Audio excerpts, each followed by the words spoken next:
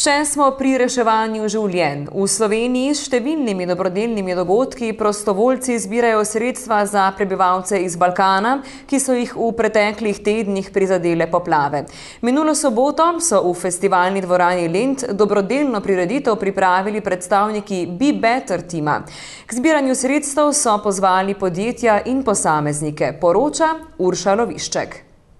Veliko težavo na poplavljenih območjih trenutno predstavlja onesnaženost. Trenutno nikako, ker zdaj razprašujejo proti insektom, komarjem v hiše, ne morajo jeti, morajo razkužiti prvo. Moja mati ima sestro, mojo hčerko, da je tak, kako ne povem, kot ta miza, je ostala eno mesto, kot otok, vse je bilo poplavljeno.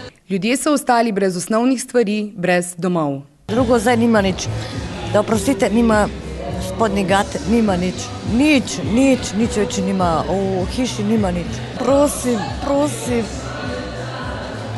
Ne rabi veliko. Žlice, vilce, nože. Dobrodelni akciji so se ljudje pridružili, ker se zavedajo, kako pomembno je v takšnih trenutkih združiti moči in pomagati.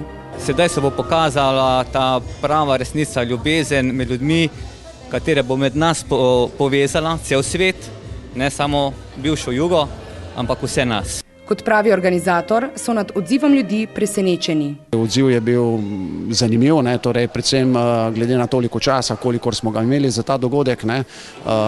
Precej je bilo tudi mailov, precej je bilo tudi zahval preko Facebooka, preko kanalov Google Plusa in tako naprej. Moram priznati, da so ljudje kar razumeli bistvo in da razumejo, kaj pomeni pomagati ob danem trenutku. Težavo pa predstavljajo tudi prevozi, saj naj bi veliko darovanih stvari ostalo v skladiščih. Zaradi carinskih postopkov je pač problem, ker konvoji ne pridajo v recimo roku 48 ur do pomoči potrebnih. Zato skušamo na tem področju delovati tako, da preko lokalnih organizacij skušamo te zadeve pospešiti. Vsakemu, ki namerava dati pomoč, pomagati kakorkoli na svoj način, naj posreduje direktno ljudem, ne dajati v neka skladišča stvari, ker ne pridajo do ljudi. V tem trenutku se voda po nekaterih območjih Srbije in Bosne sicer odmika. Težave še povzročata mulj in insekti, zaradi neprevoznih cest pa veliko ljudi ostaja lačnih. Porušenih je okrog 100.000 hiš, poškodovanih in porušenih. 80.000 ljudi je razseljenih, 2.500 ljudi je po centrih nameščenih. Število ljudi, ki živijo v šotorih, trenutno je neznano. O smrtnih žrtvah ne vemo. Trenutno plazov je okrog 2300 do 2500, ki še grozijo in še rušijo vasi.